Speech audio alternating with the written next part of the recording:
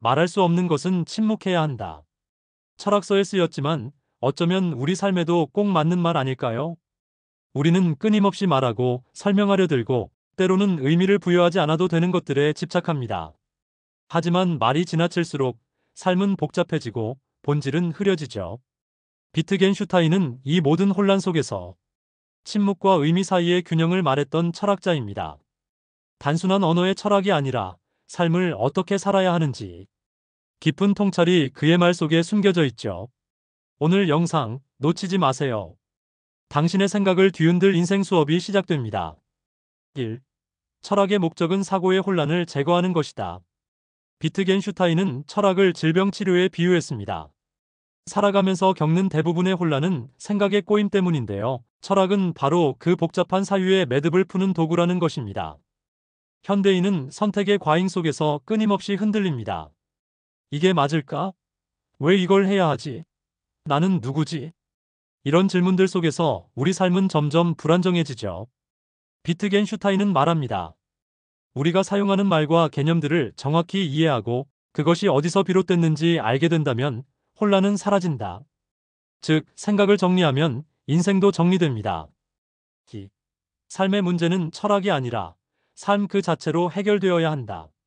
그는 철학을 사랑했지만 만능이라고는 생각하지 않았습니다. 사람들이 고통스러워하는 문제는 철학적인 해답이 아니라 행동이나 태도의 전환으로 해결된다는 점을 강조했죠. 나는 행복하지 않아. 그 이유는 무엇일까?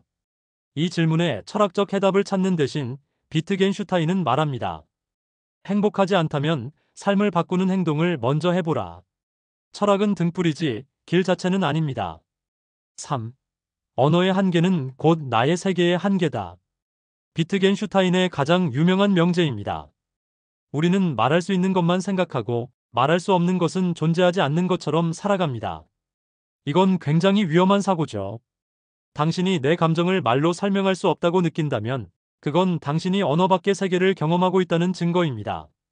비트겐슈타인은 언어 밖에도 진리가 있다고 봤고 오히려 침묵이 더 진실에 가깝다고 했습니다. 4. 말할 수 없는 것은 침묵하라. 이단 한 줄이 비트겐슈타인의 철학을 모두 함축하고 있습니다. 우리는 모든 것에 대해 설명하려 들고 이해시키려 애씁니다. 하지만 때로는 설명하지 않아야 할 것들도 있습니다. 예를 들어 사랑, 슬픔, 고통, 죽음. 이런 것들은 말로 정의할 수 없습니다. 비트겐슈타인은 이런 세계 앞에서는 침묵하는 태도가 오히려 겸허하고 성숙한 태도라 말합니다. 5. 철학은 삶의 방식이다. 그는 철학을 지적놀이가 아니라 실천이라고 말합니다. 지식이 중요한 것이 아니라 그것을 어떻게 사는가가 중요하다는 것이죠. 지식인이지만 타인에게 무례한 사람, 철학을 공부했지만 삶이 엉망인 사람은 비트겐슈타인의 기준에서 철학하지 않는 사람입니다. 철학은 알미 아니라 삶의 자세입니다. 6. 당신이 사는 방식이 당신의 철학을 말해준다. 사람은 말보다 행동으로 드러납니다. 그리고 삶의 방식이야말로 가장 진실한 철학입니다. 비트겐슈타인은 말했습니다.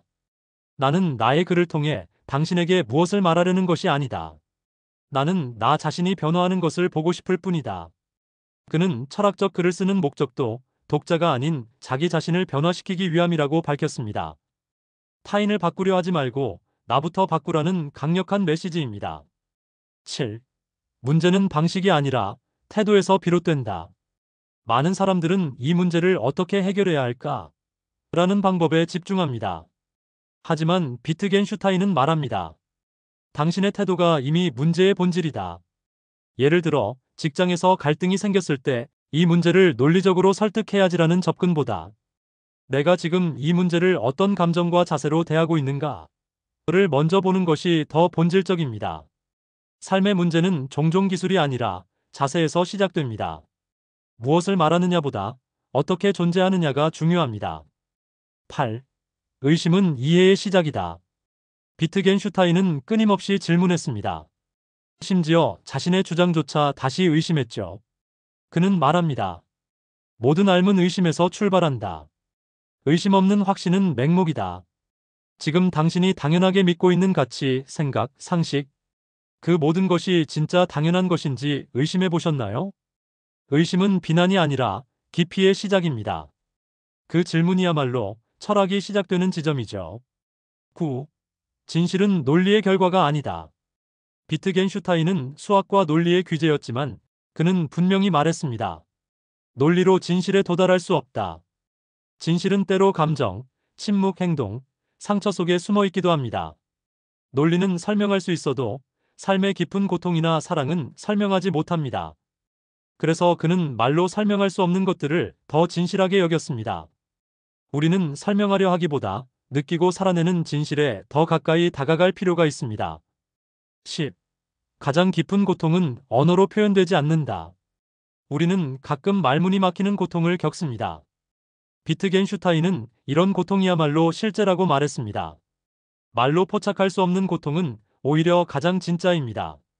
그는 침묵을 택했고 그 침묵 속에서 더 많은 것을 말했습니다. 고통을 말하지 않아도 괜찮습니다. 말이 부족한 것이 아니라 고통이 너무 깊기 때문이니까요. 11. 모든 철학은 결국 자기 이해로 귀결된다.